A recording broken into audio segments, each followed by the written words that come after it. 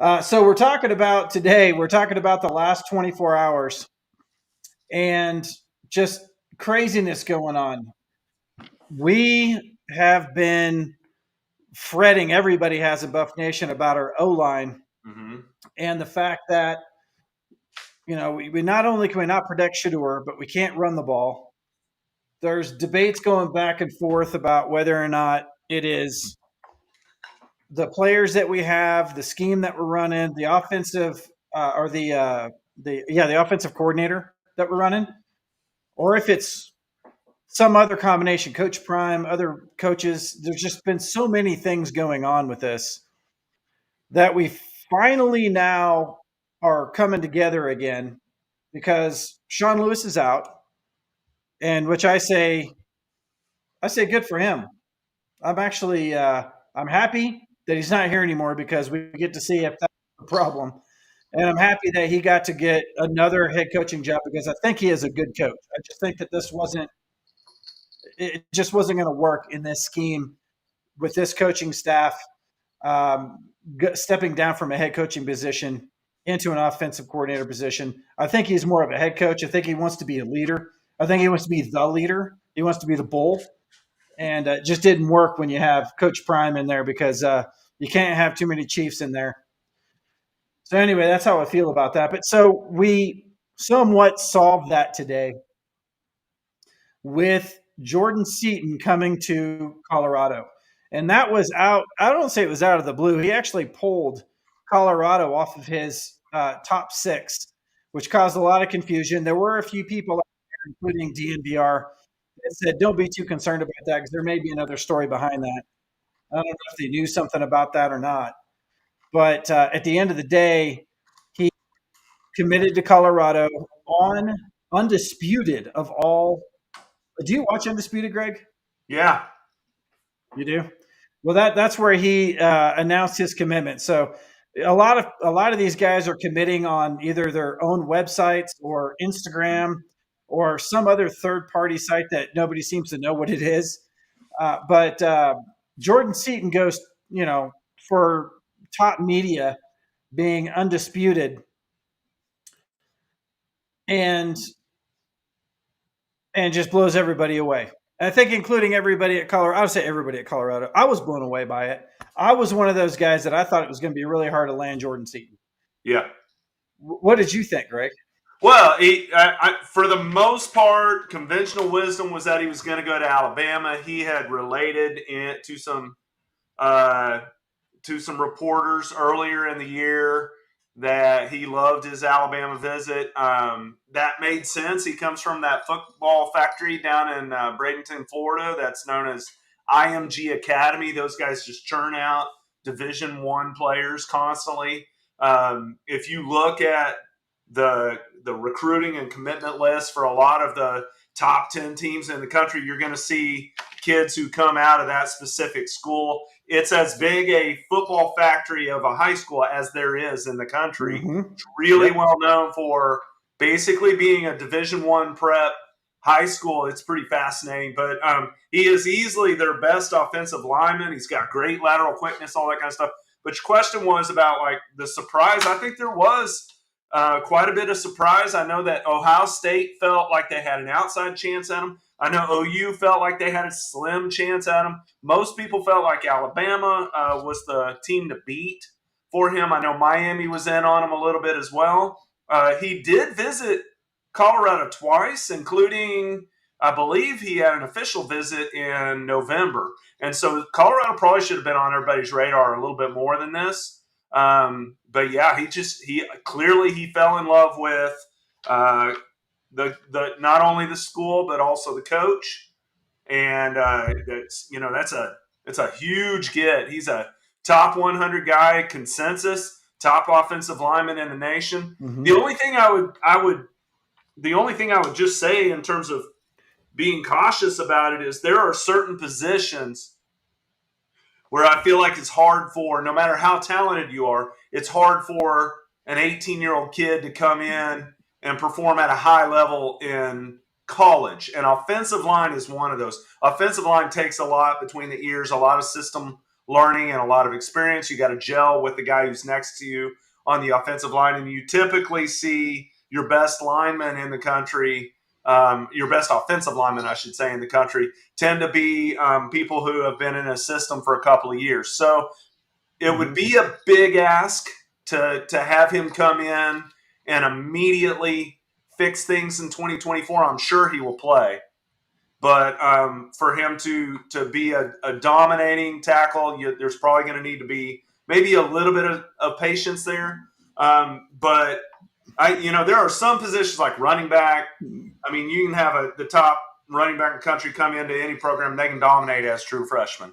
There's a quarterback, you're not going to see that near as much. A defensive tackle, you can see a freshman come in and do that. But defensive backs, look at Cormani McClain. I mean, he's got all those physical tools, but it still takes a little bit of time sometimes for those kids to learn the system. It'll be interesting to see how he progresses. He will need a good offensive line coach, and that probably segues into part of our next conversation, doesn't it? I think so. And, we're talking about, when you're talking about true freshmen coming and playing, I think a lot of it has to do with the maturity of the individual as well, because you saw Travis Hunter come out, and we all know that. And I know Travis. I know Travis personally. I fished with Travis.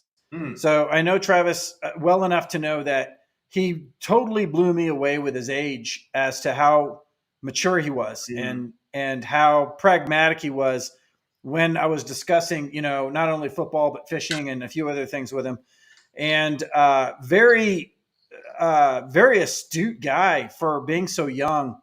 He has total control of his career. He knows exactly what he wants to do. He kind of stays away from the things that he needs to stay away from, including the media for the most part, which is probably a smart thing. And you can just see him progress. So I think true freshman, I think a lot of this just has to do with how mature you are. Now, did you see any of the interviews Jordan Seaton had today? Yeah, he was on Rich Eisen and he was on Undisputed. Did you see either one? He was. I have not seen those yet. I'm just getting logged in. Yeah, that was my first opportunity, I guess, to see him being interviewed. And of course, being interviewed by Rich Eisen. Now, granted, Rich Eisen and Coach Prime are, they're thick. Yeah. A lot of history there. So, Rich Eisen's going to treat him right. He's not going to bust him or anything. But that's a big time platform. And Jordan Seaton looked like he was totally comfortable in that seat. He wasn't shy. He didn't mix his words. I mean, he was just like, hey, man, this is where I'm going and this is how I feel. And it was like you were talking to a 24-year-old. It was really impressive to see that.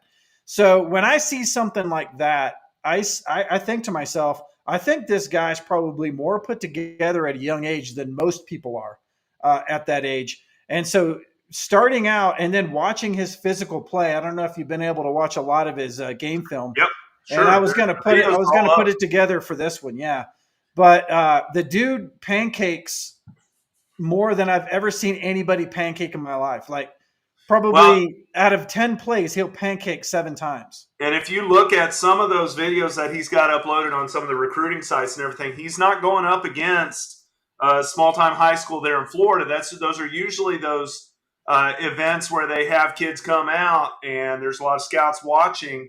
And so they're going up against, maybe a 4 or 5 star defensive end who's going to be a top commit somewhere else as well. So it is iron sharpens iron and top talent against top talent. And he shows really well. He moves really well. Like I said, there's not a more elite football high school in the country. And so he's going to come out ready to perform. I would hope to address the offensive line issues that Colorado is still going to either look at some junior college or some transfer guys who can come in and have some experience. I wouldn't want to go into it depending only on an all freshman line. Right. Yeah. Could it be worse? Could it be worse? I don't think it could have been worse than this year. And again, I'm not hanging, I'll be the first one, guys, and I think if you watch the channel enough, I don't like pinning blame on specific things. Like this guy lost this game for us, and this team is this team, meaning this position team, is the worst in the school. Because when you're playing a game, there could be one play that stands out that you think loses the game, but there were 70 plays that we could have made up for it. And there's probably a lot of little mistakes that we did not take advantage of. A missed pass, for instance, just not catching a pass doesn't seem like a big deal in the second quarter, but all of a sudden a missed field goal in the fourth quarter, all of a sudden it's the kicker. So, I don't like putting blame there. So the same thing with the O-line. The O-line play was not good. Shedeur got beat up like crazy. I think there was a lot more than just the actual skill of the player in the O-line that was the problem. I think the coaching was the problem. I think the O-line coach I think there was some miscommunication, misdirection, something going on there between him and the offensive coordinator. I think there's a lot of factors in there. I think we threw the ball way too much and put way too much pressure on a line that we knew probably couldn't hold it. So there's a lot. Anyway, I digress. Going back to Jordan Seaton. So you put Jordan Seaton on the line. He only one guy out of 5. We still need 4 more guys, right? So we know we get Tyler Brown next year. Right. And we all have very high hopes for Tyler Brown. Now, again, I've met Tyler Brown. I've hung out with Tyler Brown. I know Tyler Brown a little bit. Again, super mature, very mature guy for his age. Probably the most mature football player, meaning college student, that I've talked to, because of how he's very analytical when he speaks. And when I'm talking to him, he's already calculating the next question and what he's going to say, it seems like. Yeah. And but still a very genuine guy. So you have a lot of tenure. He's played for a lot of years. And he sat out this year learning the system, probably hanging out with the coaches, hanging out with the other players. And he's going to be fresh going into next year. And so we have that, and that we're looking for him for high hopes. And there's a few other people coming in too that I think we're probably going to get. Jordan Seaton, though, as an offensive tackle, is only 285 pounds. Did you know that? Yeah, I did. Yeah. So I mean, that surprises me. I don't know if that's even still true, because sometimes those 247 weights that they put on there can be somewhat aged. So maybe he's heavier than that, but he still has an entire off season with Coach Mo and the rest of the strength and conditioning team and Chef Solomon to fatten him up a little bit and us to pack some muscle on him to gain weight. He could be close to 300 pounds by the time it starts, but just his physical, like, I'm not a person that uses the word like dog very much, but he's got a lot of dog in him from the standpoint that he's not an oversized lineman, but he fights like an oversized lineman, and he's fast, unlike a lot of really big guys. So there was a couple of plays that I saw where he actually ran downfield blocking in front of either running back or quarterback, and he was leading the way. And it's not like the running back had to pull off a lot. They love those guys who make those ratings. They look at that kind of stuff. Is he only focused on one thing, or is he focused on the entire play? Is he moving on and making plays downfield? He's outstanding at all of that. So, right. Sheila says today they said he was 295. That doesn't surprise me. When you look at him, even last year in high school, he still looked way bigger than 285. So in any case, what do they say? It's not the size of the dog in the fight. You can get too hung up on weight. I mean, there's a lot of guys out there who are 315 pounds, but they're not a great offensive lineman. I mean, it's about a lot more than weight.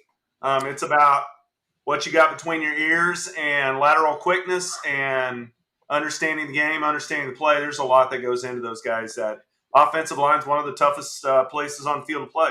One of the most. Yeah, I'm going to bring up a guy that I like a lot. I liked him for several years on the Colorado team. I really respect him still. I did a couple of Bust for Life events with him and got to know him a little bit. And that is Jared Christian Lichtenhand. Now, I'm going to say that name. I paused for a little bit because I know the chat's going to go crazy because he was not very well liked by this year's CU fans. When I say that, meaning every year there's a players come and go, players get better, get worse. This year's Jared Lichtenhan didn't look like last year. And because he is on that side, the blind side for Shedeur, he got beat a lot. He got beat way too much. And so a lot of people jumped on him for being a poor offensive tackle. That dude is 6'10", 235 or 335 pounds. Yeah. So there's your point right there. Yeah. Big, huge physical guy, maybe too big. Yeah. Those smaller edges were getting right past him in a lot of cases. So maybe his size, maybe that 6'5", 300 pounds, maybe, and super physical, super strong, just nasty play. Maybe that's what we need instead of having just a big guy that someone's got to get around. Yeah. It's tough with offensive line because you really got to have both. You get those in the Big 12 where you guys are moving. You're going to get some of these defensive ends who are 240 and just rely on speed and quickness to get around. And then you've got, like at TCU, you've got a D end who goes 295 and he's just going to try to plow right through you. So you got to have a tackle who can handle both of those types of pass rushes. And that's really where the challenge is at. They've got to have the size, but still maintain the quickness. And that's why it's one of the top paid positions in the NFL. That's why it's such a hard position to find and find a good player at. But yeah, well, he is he's coming as the third highest rated recruit in Colorado history. Wow. And it's an offensive lineman. Yeah, it's crazy. It's crazy. Yeah. He had a 99 rating, 5-star. Yeah. And I think that, and there was a lot of press on him. And someone said it in the chat earlier. Who was it that said it in the chat earlier? They said, let me see if I can find it. I'll put it back up here again. But someone said that obviously we know that he went on Undisputed and through his commitment out there, which was pretty cool because, like I said, most don't get that opportunity. But obviously we know that Undisputed are a bunch of friends of Prime, people that played with him, people that he knows. So who knows? Maybe Colorado, I think Jordan Seaton even said that Coach Prime didn't know until that very minute that he was committing. But obviously I think he probably knew, and he probably helped set that up. Okay. And so now we have the reason why I bring that up is because anyone who plays high school football that's in the 2024 class, 2025 class is probably watching this Jordan Seaton move. Mm-hmm. And Boo Carter had tweeted out a few times, he was committed to Colorado, and then decommitted, went to Tennessee, committed to Tennessee. Mm-hmm. But we were all saying, including me, were saying there's obviously an opportunity that he's going to come back to Colorado. Mm-hmm. And there was some kind of social media back and forth between Boo Carter and Jordan Seaton about Colorado, and there's like wink emojis, and I don't even know what the whole thing was. I don't even remember it now. But in any case, Jordan Seaton was already very highly touted. A lot of recruits were looking at him to see where he was going to go.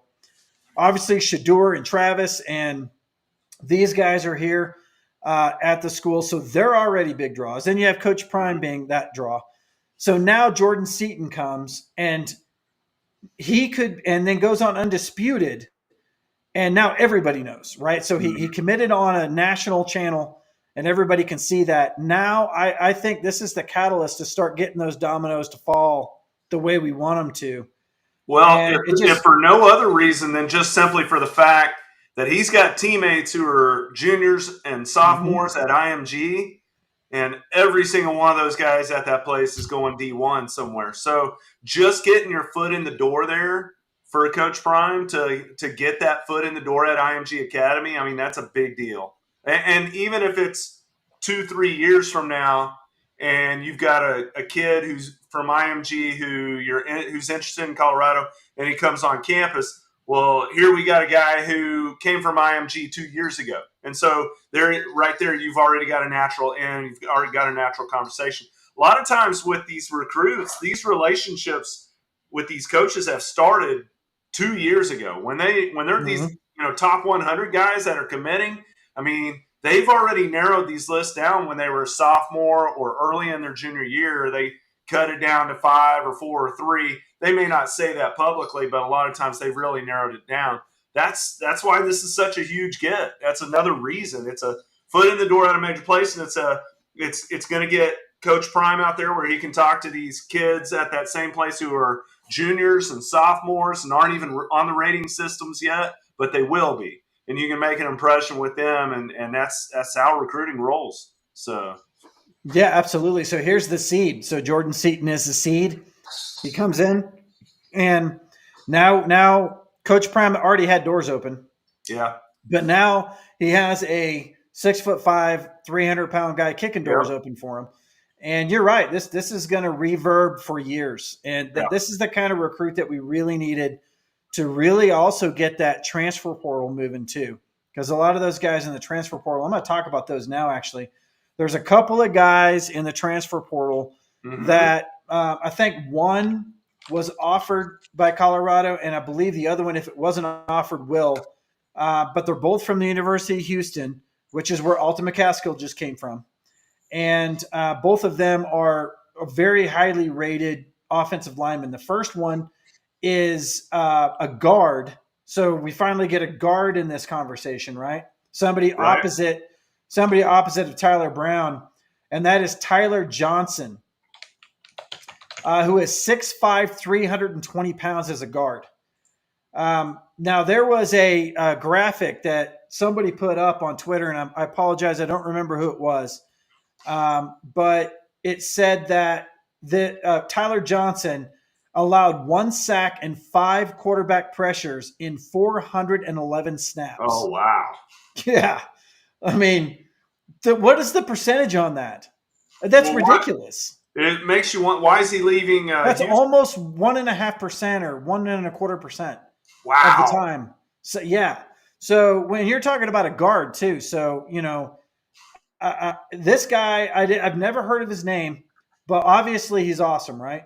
Yeah. So then you also get someone who's extremely highly touted, which is Ruben, and I'm going to butcher this last name, but I think it's Uninje, 6'5", 303, offensive tackle, also from Houston, so same team.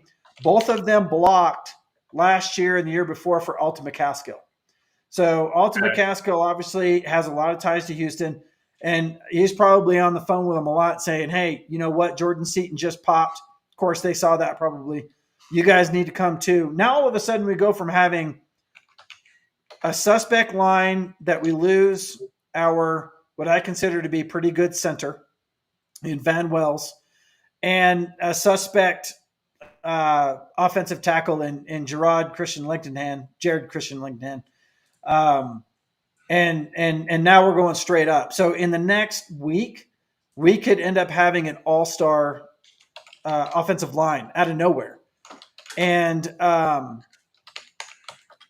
so Freddie says he thinks that Johnson and Uninji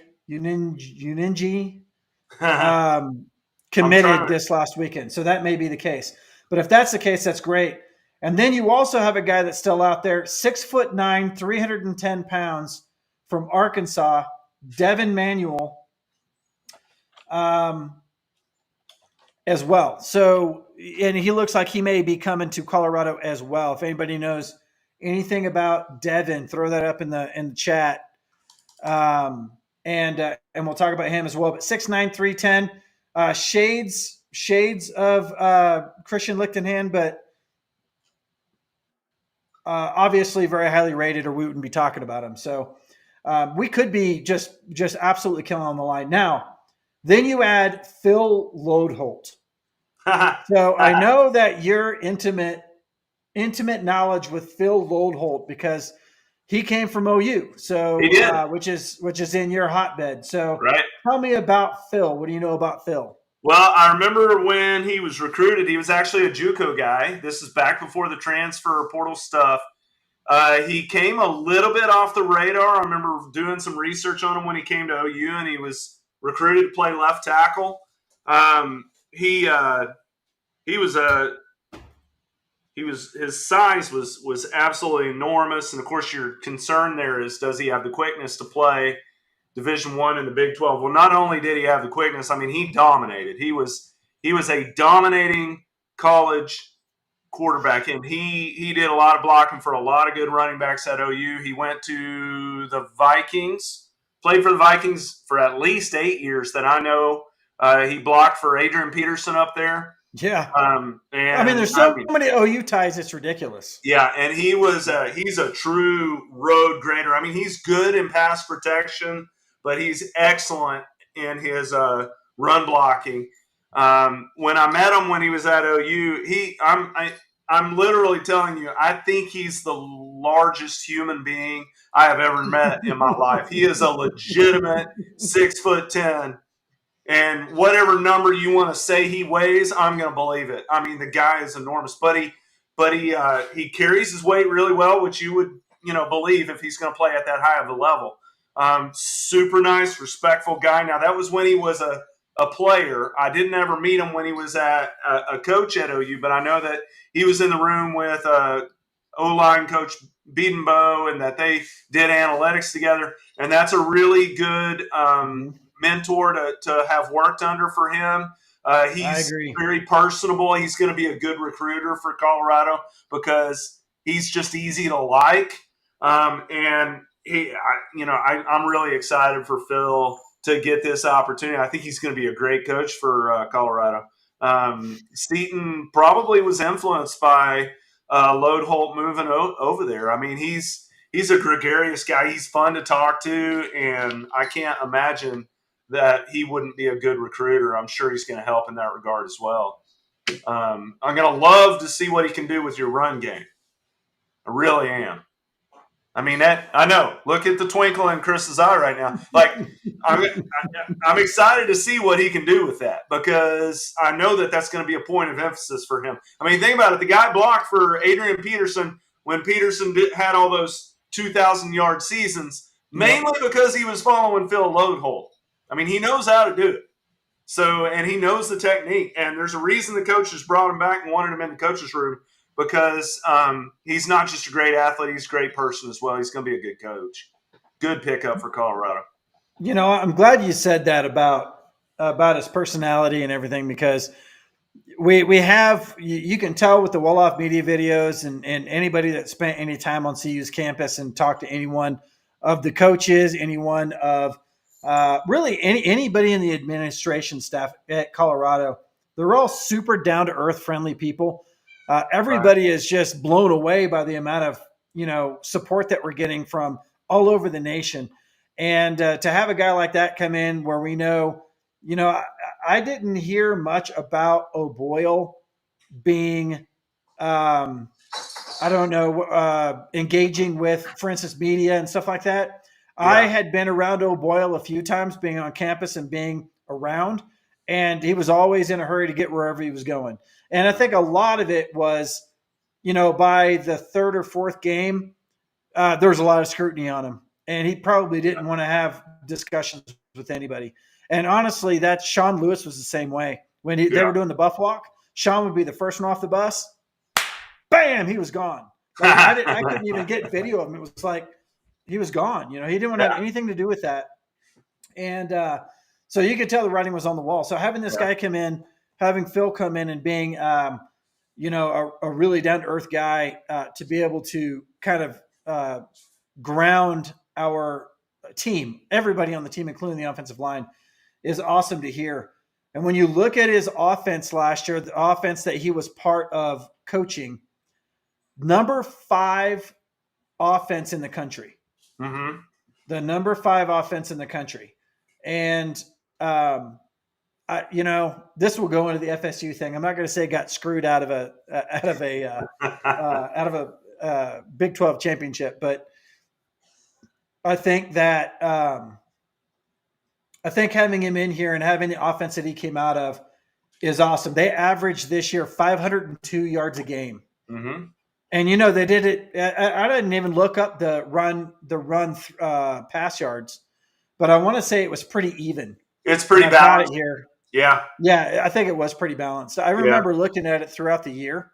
Let me look at that real quick. But I want to say that it was. Let me see if this is. Oh, I do have it pulled up. 2023 OU passing 321 yards a game, running 180 yards a game. Yeah. So, but you know what we should Which look at? We should look at attempts because that's a but bad I would call number. that in most Um, systems. I would call that pretty balanced. I mean, you're okay, naturally going to have more passing yards. so check this out. Okay. Passing 34, average of 34 attempts passing. Yep. Rushing 40.6. Wow. I think this is probably, I That's look at a impressive. lot of this passing rushing split. This has to be the most offensive plays on average that I've seen of any team that Yeah. I've looked at this year. Yeah. I mean, they're averaging at this point, this shows that they're averaging 74 attempts a game. Yeah. Which is like that's Hair on being fire. on offense a lot. Yeah. Right. That's being on offense a lot. So when you're talking about it, they're actually a run heavy offense at OU, even though their passing yards dictates with 321 yards per game. But that balanced offense is what I broke it down in another video. When you looked at the top 4 teams in the country going into the conference championships, all 4, except for 1, I should say 3 out of 4, were run heavy versus pass in attempts. Yeah. The other one was literally dead 50-50. Yeah. So you have to have that in order to take the pressure off your quarterback so that they can do what they need to do. Yep. And get those wide receivers open more, open up that middle a little bit. So having Phil in here and seeing and help dictate the offense that was over 500 yards average last year with Dillon Gabriel. Is Dillon Gabriel the same quality of quarterback as Shedeur? That's an interesting question. I hadn't thought about it that way. There's some similarities there with their decision making, with their ability to improvise. It's hard to compare. Like they've been in different systems. Gabriel's kind of like a coach on the field, but I would say to some extent Shedeur is as well. So yeah, I can see there's some comparisons there. I can see where that's. I'm going to say they're nothing alike. I'm going to say nothing Shedeur. alike. No, I think that Dillon Gabriel would pack Shedeur's lunch for him in the morning. That's what his job should be. Wow. And that's what I'm going to say. Now, I'm not going to say that Shedeur is the best quarterback in college football right now, but I think he's in the top 3. Okay. And I don't think Dillon Gabriel is. Okay. So I think he's a good offensive manager, but I don't think he's as skilled in the passing game as Shedeur. So when you have Dillon Gabriel, and I think Dillon Gabriel is probably a better runner too. I mean, he ranks in the top more 10, rushing attempts. He ranks in the top 10 all time in the NCAA for passing yards. Yeah, but he's like 80 years old, man.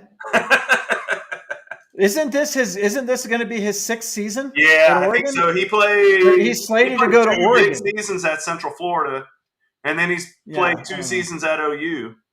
Now he's going to get one more season out of it, but I think there was one season where he didn't play as much. Yeah, it's possible that at one point, I think that he was coached by a lot of our '80s coaches probably at some point. Too. Dude's old is what I'm saying. Well, he was. But in any case, Central Florida, they were throwing the ball all over the place, and he racked. Yeah, they were. They were a passing team. Yeah. But so now you have so we're talking about that number 5 offense, and then also OU this last season, 30th, tied for 30th in sacks allowed. Mm-hmm. Okay, now the tying for 30th means that basically you're stacking them up. So really, it's like tied for 7th, but they count the places in between. Right. They allowed 12 sacks this year, so not a lot. In fact, when you consider the fact that what did we give up? Like 50, we gave up 56 sacks this year. Yeah. I think is what the number ended up being. 12 versus 56 is a big difference. So just not taking out his NFL experience and all this other stuff. Just look at look at his time at OU, and you can see what he's bringing to us, Yeah. the tips and the tricks and the culture, and he seems like a guy that could win over the rest of the coaching staff, and probably would be a really good partner to the OC for Yeah. making decisions on what we're going to be doing on the offense. So anyway, man, in one day we go from having.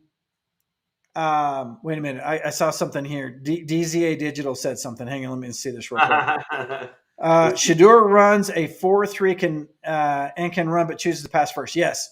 So what we're talking about though is that Dylan Gabriel had, or at least the offense that they had for OU had Dylan running more than probably Shedeur ever will, just because Shedeur doesn't have to.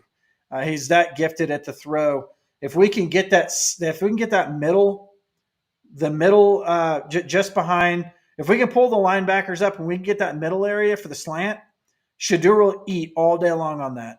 Quick passes, 2 seconds, with those quick slants that killed us this year. I mean, CSU murdered us on those quick slants. Yeah. If we can get a running game going, we're going to get those quick slants going, and that's really where I think Shedeur is really going to shine from a stat standpoint. But yeah, one day we go from pure hell to like Nirvana. I mean, it's amazing. It's amazing looking at all of these players, these offensive line players that now seem like we would never get them, and now they're just almost falling into our laps. Tells me that this year is going to change everything. I see a comment on there from Freddie about bringing an offensive lineman from Oklahoma. OU has had an offensive lineman. His name is Savion Byrd, and that cat is good. He's the real deal. I'm not sure why he's transferring out, but he entered the transfer portal just a day or two ago, I believe. Oh, did he?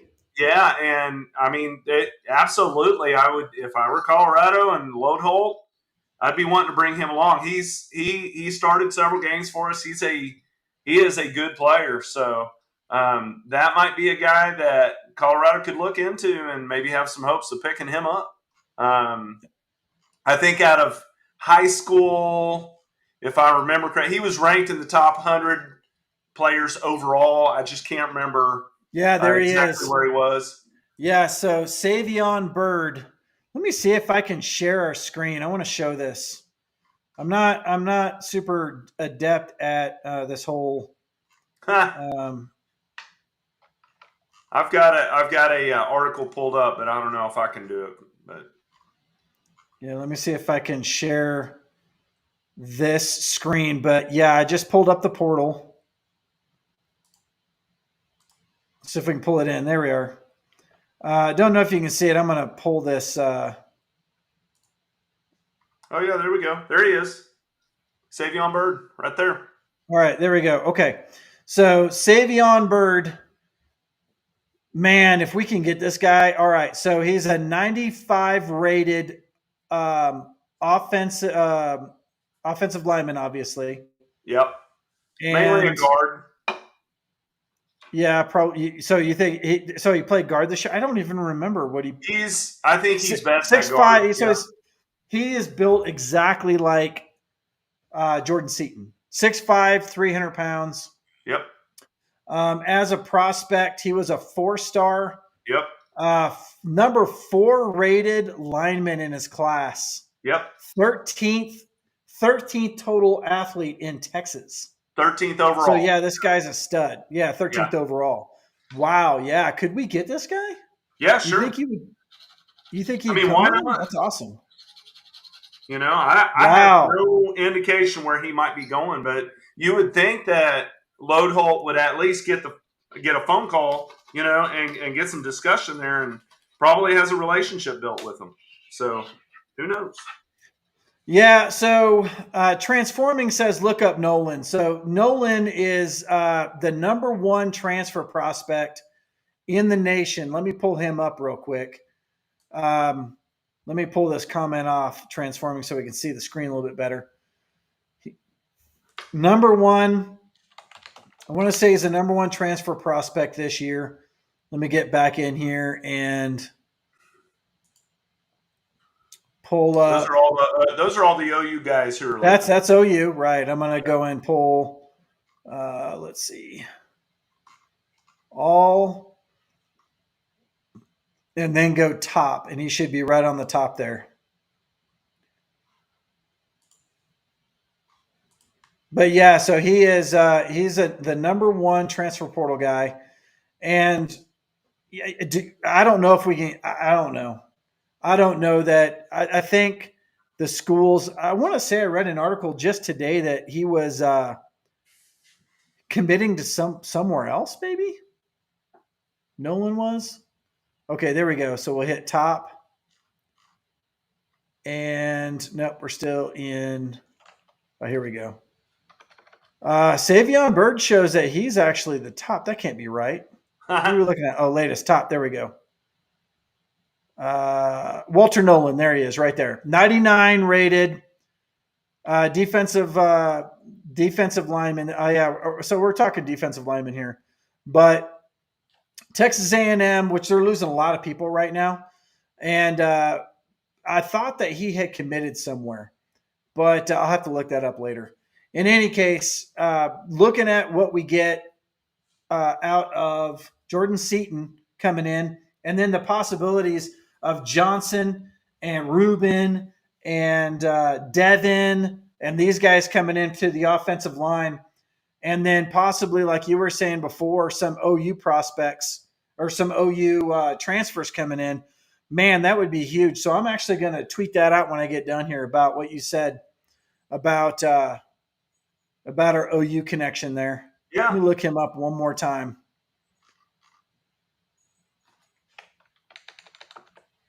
Because that would be absolutely – why do I keep looking up Big 12? I need to get with the program, man.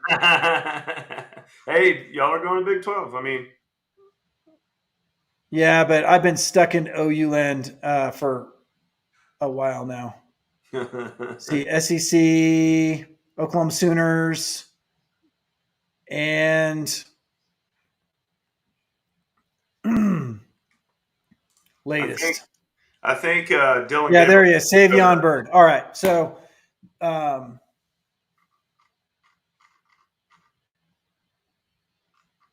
so that's awesome. All right, now on to the last part of what we were talking about. Let me take some comments really quick in here because I saw some comments that I wanted to talk about. If I can get my cursor over here. Man, I was looking at all the transfers out of A&M. Is there a bigger dumpster fire right now than Texas A&M? Yes, Ohio State. Ohio State has lost like virtually everybody, and and it's actually kind of funny to watch. So they lost their quarterback went in the portal. I want to say like half of the running backs or almost all of the running backs are in the portal now. I mean, they did really well. They were one game away from probably being in the playoffs, and they lose to Michigan, and man, everybody jumps. It's crazy. I can't believe Kyle McCord is leaving, but you know. Well, I mean, obviously now it's free agency, so Kyle can go out and make a bag. Right. Did you see that Harbaugh is going to get an extension? Yeah. Well, I mean, I can understand they love him, but only this year, and I'm not going to say only at Michigan because I'm a Michigan guy too, but yeah, and I like Harbaugh, yeah. but only this year and only in post-COVID can a coach be suspended twice during the year for 6 total games for cheating in 2 instances, 2 different types of cheating, and then go and get a huge contract extension. And everybody is fine, and he goes and he's going to play for national championship. And I'm putting my money on Michigan for winning the national championship this year. He's going to win it, and he won't even have been there for half the games. Only post COVID can this happen. I'm just telling you, everything's screwed up now. Everything is screwed up now. It's just did you awesome. did you see where Gunnar Gundy? Do you know who Gunnar Gundy is? So that is So Coach Gundy, yeah. Coach Gundy's son, who's a quarterback at Oklahoma State, and he's a quarterback, but he is not the quarterback that got picked to start this year, and he is in the transfer portal to transfer out of Oklahoma State. Oh, of Where his course. dad is the coach. That'd be like one of the Sanders boys transferring out. Like it'd be. I can't wrap my head around that, but Is he good? nah. Okay. I don't know where he's going to land. He's not Yeah. he's not ever going to be anything but a backup. But I mean, Well, he can find a group of 5 school somewhere where he can start. You know. I don't know. Probably at Thanksgiving dinner, they're having dinner, and something happens. Somebody threw a turkey leg, and then Mike Gundy gets up and slams his fist on the counter and says, "I'm a man. I'm 40." And then his son jumps in the portal. I don't know. I wonder how many people in your chat get that reference. All right. So anybody who got that reference, just give me a thumbs up in the chat. If you know that quote, it's not like any Coach Prime quote, but it was definitely one for the ages when it came out. So probably one of the best interviews I've ever seen. So all right, so let's get into Florida State. So you and I have not talked about this. We have not talked about but you predicted that we're going to be on opposite sides of that. So I'm really curious. I think we're going to be on opposite sides. On that. Yeah. Did you read my tweet on that? So Whackdell says he gives us a thumbs up, so he knows that reference. Sweet. So you go first. FSU. First of all, should they have been in the college playoffs? Should they have been in the college playoff? My position is that no, they should not have been in the college football playoff. And that makes us on opposite sides. Yep. How did you know we were going to be on opposite sides of that? How did you know that? Because, man, I don't know. I don't know. Sometimes you get a wild hair and you like to follow that. I saw a thing the other day that I thought was interesting. I kind of agreed with it. The 4 best teams in the country are probably Washington, Michigan, Alabama, and Georgia. But that SEC championship game, everybody knew it was basically an elimination game. Like whoever wins is going to be in it. It's like the playoffs starting early. I mean, even what was his name? The running back for the Saints all those years. He was a Alabama running back. Why am I not? I'm blanking on his name. But even he was saying on Sunday, he said, "This is the playoffs. The playoffs started this weekend with the conference championships games," and he's not wrong. Now the 4. You mean the guy that's not wrong is the guy that played for Alabama and then played for somebody else, but you don't remember his name. Okay, so that guy is the guy that we're listening to. The 4 most deserving teams, he said, and I would agree with this, are Florida State, Washington, Michigan, and probably Texas, because they beat Alabama. They did. I know you beat Texas. And then the last part, and again, this is where I think it's most critical, the 4 best teams in the country.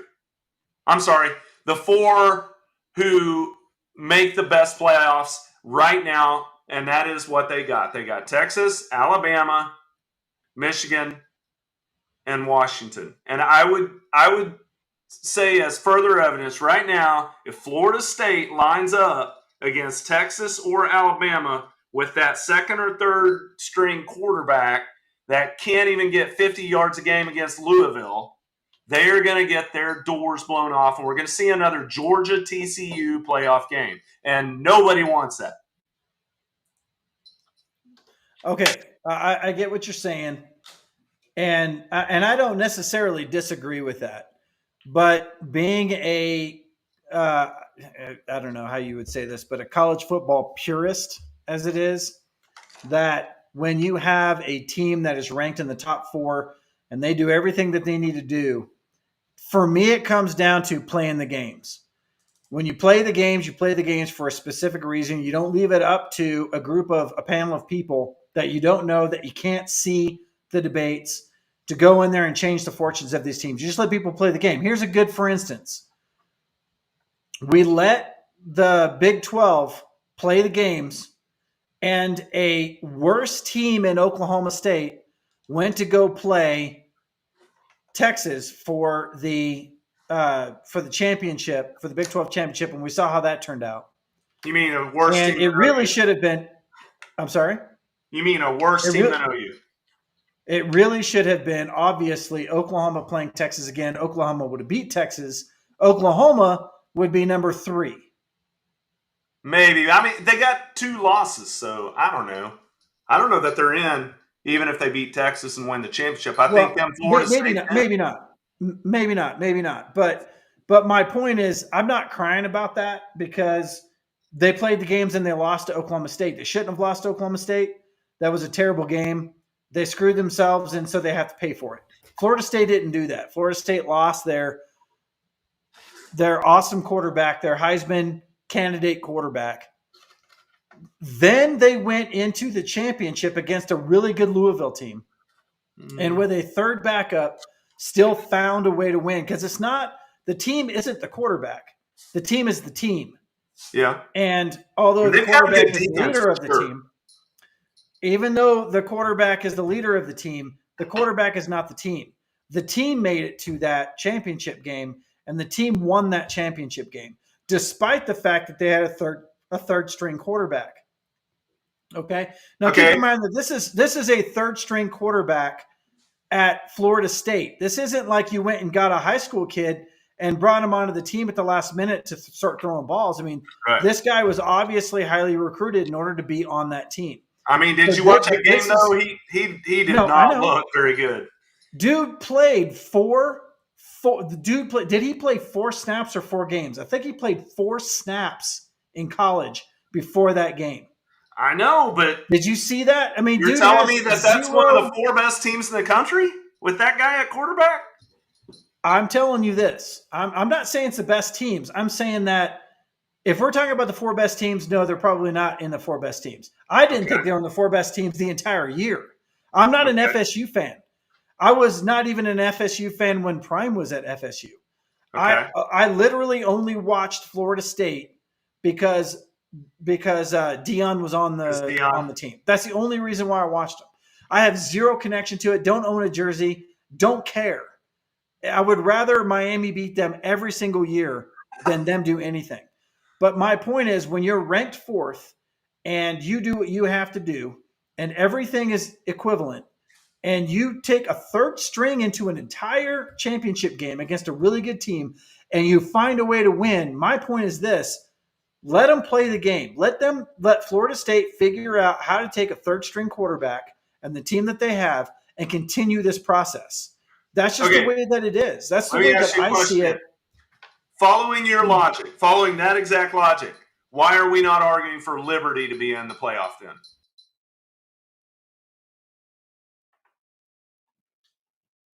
Oh, no. We lose Chris? Answer me in the chat. He was scared to answer the question and he took off on me. I can't believe it. All right, let's hear it in the chat. Why can't you make that same exact argument for Liberty, who's undefeated this year, that they need to be in the playoffs, or that they deserve to be in the playoffs over teams that are clearly better? Go Bucks says, college football has always been a mess. You're right. Part of the issue is you've got 119 teams, and you've got to try to find X number of teams that are worthy, 8 or 12 or 4 or whatever it is. Chris, are you back? I'm back. I mean, that's part of the problem is you've got 100 and some odd teams who are never going to be able to all play each other. And so no matter how big the playoff is, there's always going to be some sort of arbitrary selection process. That is inescapable. Right. So just the last couple of points to that, I'm gonna let it go because honestly, if FSU plays, they play. If they don't, I don't care. But just the fact that if Liberty was ranked fourth and they got kicked out because it was cute that we had Liberty in here, which by the way, I looked up and really started paying attention to their offensive coordinators. They have two of them. One's the offensive coordinator slash quarterbacks coach. The other one is an offensive coordinator slash running backs coach. Total studs. Somebody is going to get somebody good out of them. In fact, I think the quarterback coach is going to potentially, what did I say, Florida? Going to Florida as their OC. So anyway, it's cute having them in the top four, but when it comes time for the playoff selection, they're going to get tossed out because they're Liberty. I don't agree with that. I think if you have them ranked at fourth, and you're going to go to all the effort to rank them fourth, and then they go and they play the games and they play in the championship and they win all of those things, at the end of the day, why are they getting knocked out? Unless somebody else has a more impressive win that has the same 13-0 record, which didn't happen. So at this point, to have them actually physically get kicked out, not selected, but kicked out of the top four after they won their championship game, seems to me to be ridiculous. It really does. I think at that point, you let them play the games. Screw if it's a great game or not. We've seen games. I mean, how many times has OU played in the freaking playoff and come up turds? And they were legitimately the number 4 seed in the top 4, and they still laid, giant goose eggs on the field. How many times did that happen? Did you keep count? No, I try to blank out those memories, but thanks for talking about it, okay? But so what I'm saying is there's never going to be a perfect scenario. And to physically go in there and physically kick out a team in order to bring in somebody else is extreme to me. I think you leave it the way that it was. It's fine. We're going to know potentially because they're slated to play Georgia on New Year's Day in the Orange Bowl. I'm going to be watching that game. Everybody is. And then that's going to answer all the questions. If Georgia blows them out like TCU got blown out last year, 65-3 or whatever it was, then we'll know. If it's a close game for Florida State sounds like half of Georgia's team is like already declaring for the NFL and taking off, and so I don't know. Like we'll see what Georgia team that they're going to face or not. I would hope some of those boys are going to stay and play out of just loyalty to their program. But all the eyes are going to be watching that Florida State. It'll be interesting to see the ratings of that game compared to the first round of the playoffs. Dude, I am off on January 1st because of a lot of reasons, but I'm going to watch that game because more than anything in the world, I want to see, I like Georgia. I want to see Florida State beat Georgia. You want to throw a monkey wrench in the whole system. I want there to be freaking. I want the NCAA to get. Well, no, I'm not going to say that. I don't want to incite riots or anything. I was going to say what? Where is the hatred coming from? The NCAA.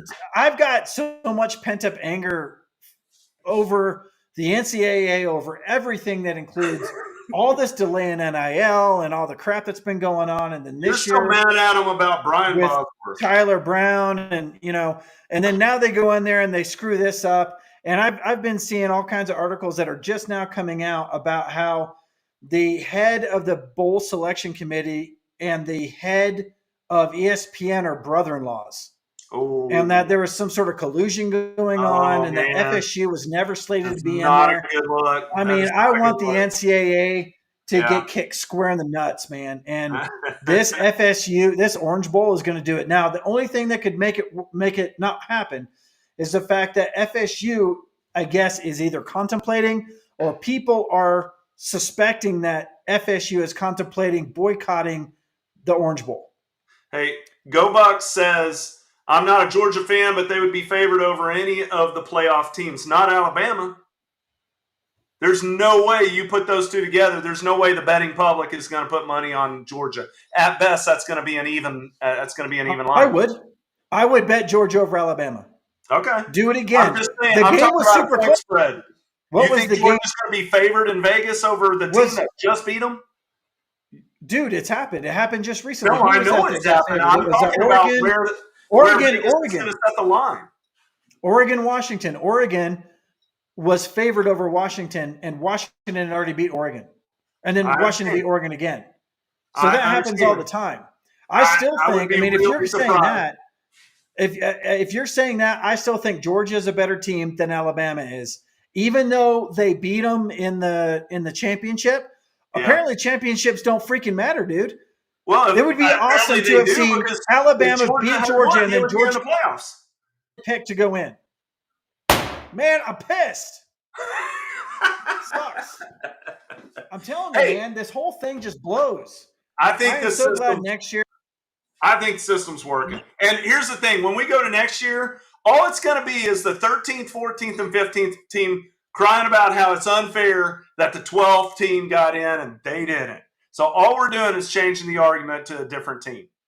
That is not going to go away. I think it's a little bit different, though, because when you're at that point, you're looking at 2 lost teams for the most part. And at that point, who cares? I don't care. You know, I mean, there's going to be auto bids in there. One of those years, a 2-loss team is going to win it all. And then they're going to say, all you got to do is get in and get hot in the playoffs. That's like that in basketball. Right? It is. And that's why, by the way, every other sport that has a big playoff system like that, like basketball, like the NFL, their regular season sucks. And the playoffs are awesome, but it kills the regular season, which is why I think going to a big playoff system for college football sucks. This is the wrong direction. The regular season is the best thing about college football. I want to see Liberty win the national championship this year.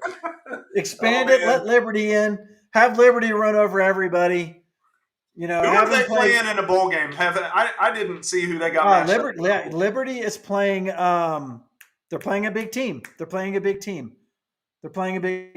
Who's Liberty playing? Somebody throw it up in the chat.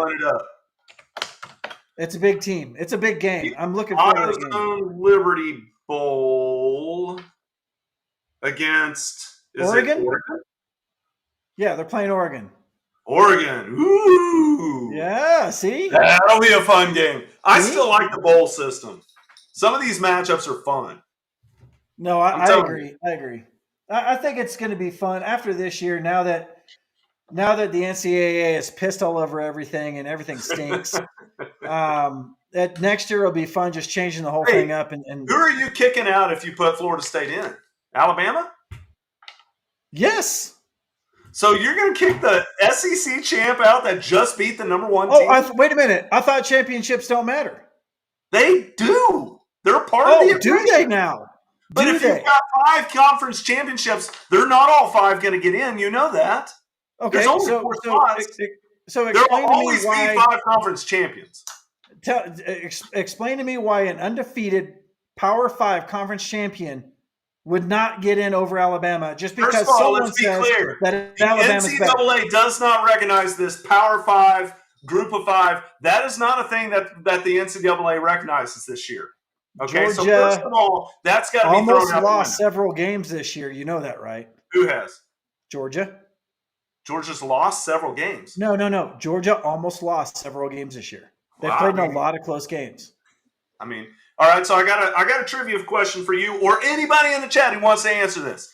Out of the top 8 ranked teams right now, only one of those teams, you take all their opponents and add all their opponents' win-loss records together. There's only one of those teams out of the top 8 that their opponents combine for a losing record. Can you name what team that is? You suck, dude. You know who it is, don't you? I know who it is. Of course I know who it is. ACC sucks. That's not. They're the odd man out. It doesn't matter, man. Why are they ranked? Hang on. Why are they ranked 4th in the country coming out of the regular season? Why? They were for a lot of it, but so were a lot of teams. They move up and down depending on who they play, whether their wins are impressive or not, all that stuff.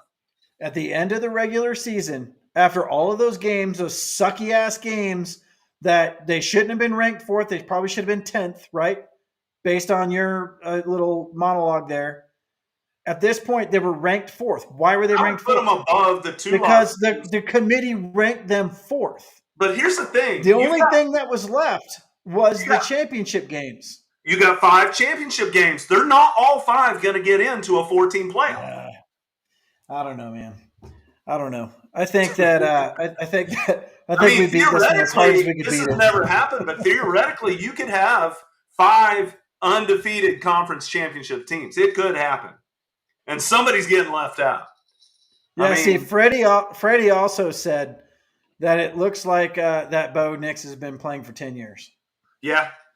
There's a lot of guys out there that, Bo Nix has been playing since I was in high school. I think that's where Dylan Gabriel's going to end up. I think he's going to go to Oregon and replace Bo Nix out there. We'll see. He is. That's the rumors. So real quick, Shedeur Sanders next year. Okay. So Prime has already said there's a lot of websites out there that are stating that Shedeur could possibly enter the draft this year. Yeah. Which I think is completely wrong because even Prime has said that he's not going to. And I don't think he would leave Travis and, a possible run for the playoffs next year just to go to the pros when the dude's driving a Bentley. Or not a Bentley, but what is he driving? He's driving a Maybach. Okay. Maybach, whatever. So anyway, he's well taken care of. He doesn't need to worry about that money. But so in 2025, he goes into the draft. Who gets drafted higher? Chat, I want you to get in here too, okay? Does Travis get drafted higher or does Shedeur get drafted higher? That's an easy one for coming out of this year. What do you say, Greg? It's Travis Hunter. I think Travis Hunter is an elite talent. Shedeur is great. I don't know that Shedeur translates to an NFL quarterback as easily. I'm not saying he can't play quarterback in the NFL. I'm just saying I don't think he translates to quarterback in the NFL as easily as Travis Hunter translates to multiple positions in the NFL. I think there will be teams falling over themselves to draft Travis Hunter. And I love it when your face locks up like that because, I just wish I had it. Okay, there we are. You're back. That was fast. Did you hear my answer? You said Travis. Yeah. And I agree. I think Travis is the number 1 draft pick in 2025. Number 1? I think he is that transformative of a player for a team that he could go first. I don't think at this point, looking at Shedeur this year, I don't think that he would go first. No. He might go first round, but a lot of people are right now picking him to go second round. Yeah. It depends. I think Caleb's coming out this year. Bo Nix is coming out this year. Yeah. We need to flush all those players out before Shedeur goes in to get Caleb is dropping like a rock. Have you been seeing what's going on with him? I mean, Caleb Williams, he's been dropping like a rock. He went from being the consensus number 1 to a mid first round guy now. Right. And it's because of the back end of his season. So, I think it also too is there's a plethora of websites out there that are really kind of pushing the narrative that he is less coachable than a lot of people think he is. You're talking about Caleb Williams. Caleb Williams, yeah. Yeah. He definitely was vulnerable this year. Yeah. So anyway, I wanted to throw that out there before we end this because I had a little bit of a Twitter battle going on with somebody about this, and I thought, well, I wonder what everybody else thinks. There's a mixed. We had people saying Shedeur. We had some people saying Travis will go first. I saw a website today that was talking about how the Buccaneers are already planning on drafting him in the second round in 2025. And I'm thinking, how do you know that? Year from now, where the Bucs are going to be in there, where they're even going to be drafting, where their draft position is. Yeah. Plus, they may secure your boy Baker Mayfield out there too. Yeah. And if they do, then I don't know that they would need Shador. So Yeah. I mean, I you don't know. draft for the future, even when you got a good quarterback. It doesn't hurt to have a good draft, waiting in the wings. But Well, I think Travis is just a much more NFL ready talent. I'm not saying Shadur's bad. I don't mean that as a knock on Shadur. Quarterback is so hard in the NFL anyway. It's so competitive. It's one position. Travis can play several positions. That just increases his value to any team that's looking at him. I guarantee you the NFL scouts are salivating over that guy. He probably could have come out this year if he wanted to. yeah, and so here's my prediction and my prayer is that next year in 2025, the Cowboys trade up to get in the top 3-4 picks. Okay. And then also trade to get a second first round pick and get Travis and Shador on that team. That's what I'm saying right now. They'd be back home in Dallas, or at least Shador would be back home in Dallas. And Coach Prime has a private jet that he can fly back and forth from Boulder to Dallas like that. I think you've been watching your favorite Kevin Costner movie a little bit too much, I think. I'm telling you, man, a draft day is a good one. That's my wife's favorite. Her favorite line out of that is, "Do you eat pancakes?" Yes. Do you like pancakes? Or does it say, "Do you like pancakes? Do you eat pancakes?" She loves that line. She uses that line to people like in supermarkets because she gets pissed because the lines are so long, and nobody gets it. But anyway, so guys, thank you very much for hanging out. And the chat's been going pretty good. I've been trying to throw them up here as much as we can. I don't want to hold everybody too long because I know it's like 1 a.m. in the on the East Coast. By the way, we had Charlie Speaks was in here earlier. I don't think Charlie's on here anymore. Charlie's from Shanghai, so you remember Charlie there, Greg. That's cool. Yeah. Yeah, so it's really early in the morning for him there. Jeanette Fox is in. Nice. Jeanette, you must be talking to Jerry. So I'm hoping that Jerry will hold a suite for me for coming up with this trade deal idea. And then I can just jump on the plane with Coach Prime, head down there and see my favorite NFL team with my favorite college coach. And then life would be good for me. And Greg, you're welcome to come along anytime. And all the rest of you in the chat, we'll get a separate private plane for you, and you're welcome to jump on and head down with us as well. So it's happening. If that ever happens, we'll figure it out. So, but that's a wrap from Alpine Garage Sports, folks. Thank you very much for hanging out with us. If you haven't already subscribed, and I know most of you are, I see your names in here, please do. We're going to be doing, I say this a lot, we're going to be doing more of this, but Greg and I are good friends, and we love doing this. And just having you in the chat bringing up ideas is really important to us. Mm-hmm. And we're going to be coming out with a lot more content. So anyway, Greg, any last words? Let's go. Merry Christmas, Buffs fans. This offensive tackle is the real deal. It's early Christmas in Colorado land.